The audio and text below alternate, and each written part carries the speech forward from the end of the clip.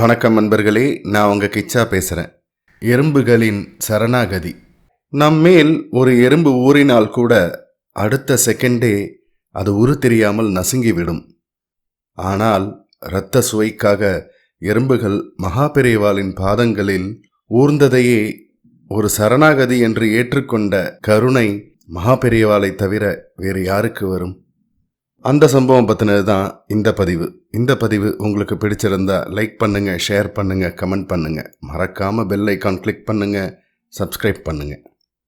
மகாபெரிவாளோட வலது காலில் எப்படியோ ஒரு சின்ன காயம் உண்டாகி லேசான இரத்த கசிவு இருந்தது.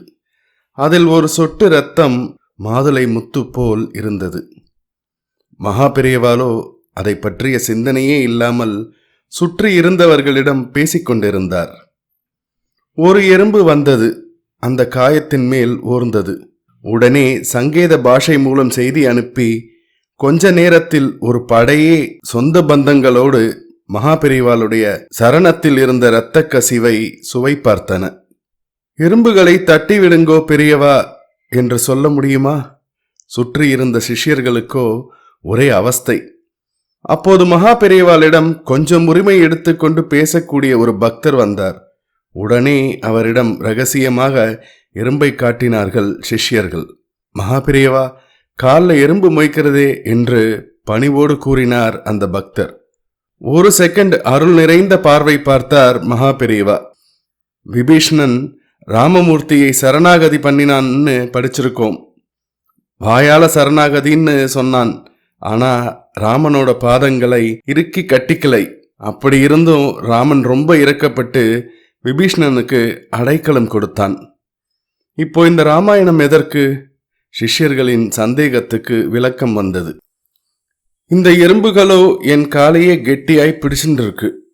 அதுகள் என்ன சொல்றதுன்னு கேட்காம உதறி விட்டா அது நியாயமா சொல்லுங்கோ? ராமனை விட பல படிகள் உயர்ந்து நின்றார் மகாபெரிவா. உடல் வேறு ஆன்மா வேறு என்பதை கண்கூடாக சிஷ்யர்களுக்கு நிரூபித்தார்.